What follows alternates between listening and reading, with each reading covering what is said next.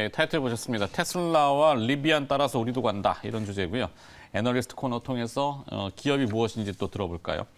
도움 말씀 주시기 위해서 이베스트 투자증권 리서치 센터 정유화학 애널리스트 이안나 연구원 자리했습니다. 어서 오십시오. 안녕하십니까. 네.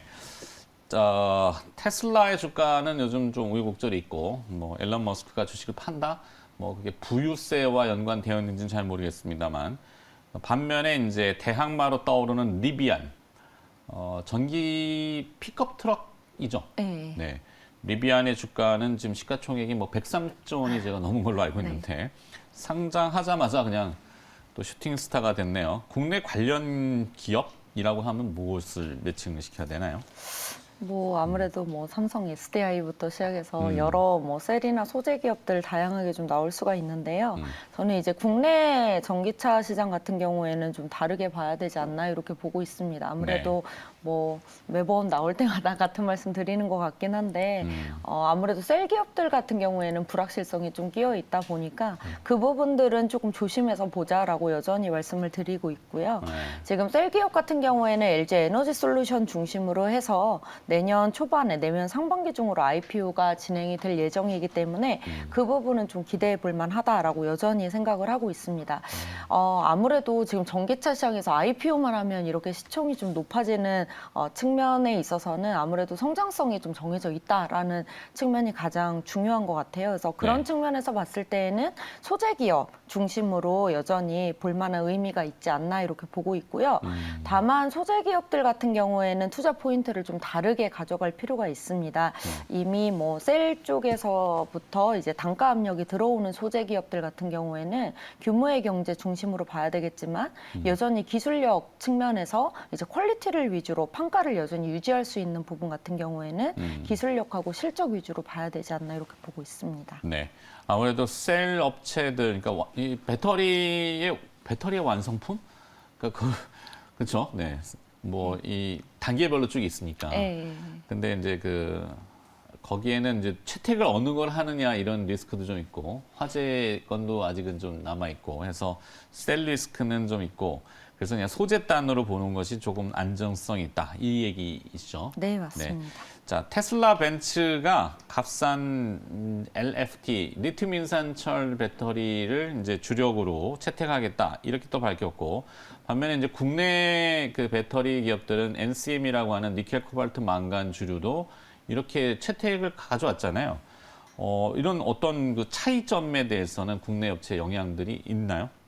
아무래도 최근에 이제 삼원계 배터리 쪽에서 화제가 좀 많이 나오다 보니까 LFP의 중요성이 좀 많이 대두가 되고 있는데 네. 사실 뭐 테슬라나 벤츠 같은 경우에도 LFP 선택을 뭐 중국 위주로 가겠다라고 얘기는 하고 있지만 아예 강과는 할 수 없습니다. 왜냐하면 이제 실리콘 베이스의 음극재를 사용을 해서 LFP 양극재를 적용을 했을 경우에는 니켈 함량 60%까지도 충분히 올라올 수 있는 측면이 있고요. 네. 뭐 예를 들어서 LFP 양극재에다가 실리콘 양극재에다가 실리콘 뭐 소재를 넣는다 뭐 이런 식으로 가도 또 사실은 니켈 함량 어찌 보면 한 70% 80%까지도 충분히 가능성이 있기 때문에 제가 보기에는 이제는 투트랙으로 좀 가지 않을까. 아무래도 NCM 80% 이상 니켈 함량은 아직은 LFP가 따라올 수 없는 영역이기 그렇죠. 때문에 좀 에너지 밀도가 높은 쪽은 그렇게 이제 하이니켈 쪽으로 가고 이제 로우라든지 미드 쪽으로는 이제 LFP 쪽으로 가지 않을까 이렇게 보고 있습니다. 투트랙 두 가지 전략으로. 네.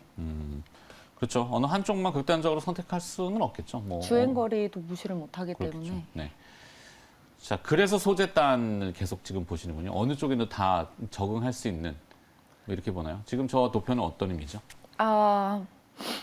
이건 제가 뭐 넣어놓은 건 아니지만 네. 어쨌든 미국 쪽에서 시장 점유율 1위가 중국 쪽 배터리다라고 했는데 지금은 조금 다른 측면이 있죠. 사실 왜냐하면 저희 이제 미국 시장에서는 정책을 좀 가한 측면이 있기 때문에 중국 시장을 조금 많이 이제 밀어놓기는 했어요. 그래서 지금 현재로서는 미국 현지 시장에서 가장 주목을 받을 수 있는 배터리는 국내 배터리인 건 사실입니다. 중국 배터리를 못 들어오게 했기 때문에 정책적으로. 기본적으로 이제 그런 측면은 있고요. 저것을 떠나서 사실은 LFP 배터리가 이제 중심으로 니켈의 한 50에서 60% 정도를 가져가게 된다면 네. 우리가 소재를 바라보는 데 있어서는 이렇게 봐야 되겠죠. 그러니까 NCM 위주라도 하이니켈 쪽으로 보는 것이 좀 안정적일 테고요. 아무래도 미드라든지 로우 니켈 같은 경우에는 조금은 투자 매력도는 낮아질 수 있다 이렇게 볼 수 있고요. 다만 LFP 같은 경우에는 리튬염이라든지 첨가제가 조금 더 들어갈 수가 있어요. 그래서 함량 위주로 봤을 때 전해액이 늘어나진 않지만 전해액 안에서 리튬염과 첨가제가 늘어날 수가 있기 때문에 그거 동시에 가지고 있는 기업들은 오히려 또 LFP가 들어오면 수혜를 받을 수 있는 이런 기업이다 이렇게 볼 수 있습니다. 네. 3분기 최대 실적을 경신한 에코프로비엠 시장의 뭐 가장 지금 뜨거운 그 2차 전지 관련 소재 쪽이라고 볼 수 있겠는데 상승세가 좀 이어질 것으로 보시는지요? 정말 많이 올랐죠. 네. 정말 고밸류고요. 막 당겨오던데요? 미래 거 막 당겨오고. 네, 그래서 저도 뭐 목표 주가 지금 설정을 할 때 2023년 거를 이제 가져오기도 했는데 네. 그럼에도 불구하고 여전히 탑픽으로 말씀드리는 이유는요. 이게 뭐 빠질 만한 특별한 요인이 별로 없습니다. 그리고 네. 이제 앞서서도 말씀드렸듯이 하이니켈 말씀드렸는데 하이니켈 기술력으로는 단연 국내에서 1위다라고 보실 수가 있고요. 그리고 양극재 영업이익률 국내 안에서는 가장 높습니다. 그리고 이번에 이제 포항 쪽에서 포항 이제 공장에 대한 투어를 하면서 회장님이 이제 말씀하셨을 때 네. 그 2025년 완공 기준으로는 기존의 29만 톤에서 48만 톤까지 증설을 하겠다라고 얘기를 하면서 우선 이렇게 볼 수 있어요. 2021년 안으로 올해 안으로는 증설 모멘텀이 어느 정도 마무리가 되지 않았느냐. 그러면은 조금 고밸류로 볼 수 있지도 않느냐. 이런 이야기가 있겠지만 내년 가면은 사실 에코프로 자회사인 에코프로 CNG나 이노베이션 쪽의 리사이클링과 소재 가공 측으로부터 이제 소재를 받아올 거예요. 네. 이렇게 되면 영업이익률이 더 올라가는 이런 모멘텀이 구조가. 또 있습니다. 그래서 올해는 증설 모멘텀, 내년 가면은 실적 영업이익률이 더 높아지는 모멘텀이 있을 것이다. 저는 이렇게 보고 있고요. 네. 기본적으로 양극재 기술 같은 경우에도 지금 LFP가 계속 얘기가 나오고 있는데 이 LFP와 경쟁을 할 수 있는 양극재 기술까지도 기술이 완료가 된 상태입니다. 그래서 기술력으로 보나 실적으로 보나 좀 에코프로비엠은 계속 갈 수 있는 여지가 있지 않나 이렇게 보고 있습니다. 아직까지는 시장에 따라올 자가 없군요. 네. 네, 절대 강자로 있기 때문에 뭐 떨어질 이유가 없다. 이게 주가가 그게 맞습니다. 포인트네요. 네. 자, 최근에 분할한 SK이노베이션은 좀 어떻게 보시는지. SK 이노베이션 배터리는 너무 좋죠. 이제 아까 뭐 잠깐 원차트로도 나왔듯이 네. 원래는 이제 중국 쪽 배터리가 많이 차지를 미국 시장에서 차지를 CATL 했다면 같은 그렇죠. 거죠. 그런데 이제 미국 쪽에서 우리 이제 뭐 중국 쪽 거는 받아들이지 않겠다 하면서 이제 국내 업체들이 대거 들어와서 현지 공장들을 많이 증설을 하기 시작을 했죠.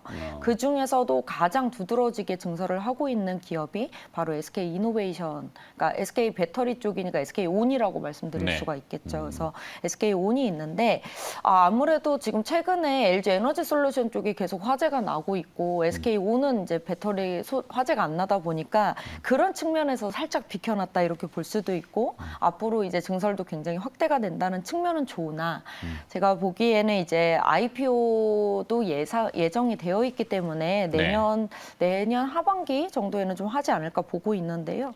그렇게 봤을 때는 기존의 본업은 어떻게 하면 자산 매각을 해서 배터리 쪽으로 자금을 투여를 할까 이런 측면으로 가고 있기 때문에 사실상은 본업을 계속적으로 매각하는 측면에서는 자체 매력도는 좀 떨어지지 않나 이렇게 보고 있습니다. 네. 자, 조금 좁혀가 볼까요? 너무 이제 큰 기업들만 얘기했으니까 탄소 섬유로 수소 연료 탱크를 만든다는 효성 첨단 소재 눈여겨봐야도 될까요? 여전히 주가는 너무 좋았죠. 그리고 잠시 이제 좀 조정을 받는 듯 하다가 다시 좋은 흐름을 또 보여주고 있는데 네. 우선 기본적으로 수소 쪽 수소 쪽은 무조건 정책 모멘텀이에요. 그러면은 내년에 가면 정책 모멘텀이 뭐가 있겠느냐? 우선은 로드맵이 1년에 한 번 정도는 항상 발표가 됩니다. 우선 네. 그게 첫 번째로 있고요. 내년 가면은 아마 수소 쪽 관련해서도 IPO가 좀 있을 거예요. 그래서 IPO 대항마가 조금 나올 가능성들이 있기 때문에 그런 측면들이 수소 쪽에서는 모멘텀으로 작용을 한다 이렇게 보고 있고요.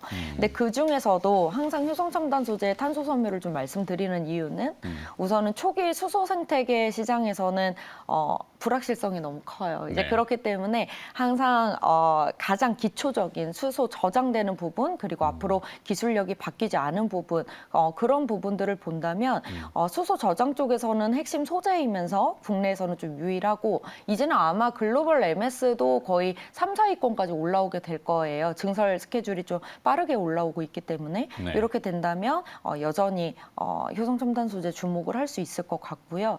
그리고 유일하게 실적이 나옵니다. 이제 올해 기준으로도 이미 흑자 전환을 했고 내년 가면은 제가 보기에는 한 미들 싱글 이상으로 영업이익률이 나올 것으로 보고 있기 때문에 여전히 좋은 상황이고요. 그리고 뭐 4분기에 이제 튜브 트레일러 관련 수주 모멘텀까지 본다면 수소 관련해서는 지금 한 내년 기준으로 17배 이 정도다. 그러면은 성장률 대비해서는 좀 저평가되어 있다라고 여전히 보고 있습니다. 네.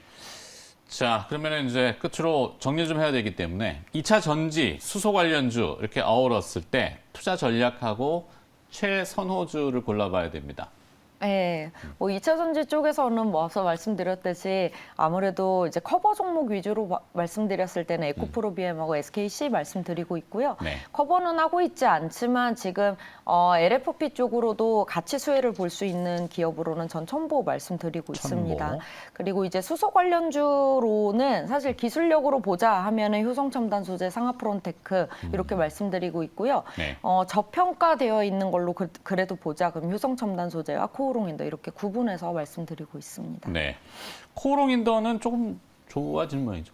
코오롱인더는 내년 가면 아마 라인업이 좀 좋아질 겁니다. 지금 막가습기, 수소 관련 막가습기 쪽으로는 연간 한 200에서 250억 정도 매출이 지금 나오고 있는 상황이에요, 이미. 네. 근데 이제 내년 가게 되면은 PEM하고 MEA 쪽 이제 연료전지 관련된 시스템인데 요거 가지고 인증에 대한 결과가 나오면 또 모멘텀으로 작용할 가능성이 높다. 이렇게 보고 있습니다. 제일 구미가 당기는군요. 자, 오늘 여러 가지 그 전기차와 또 리비안 이슈도 있었기 때문에 관련 산업과 또 그 관련 기업들 조금 정리해가지고 추출해봤습니다.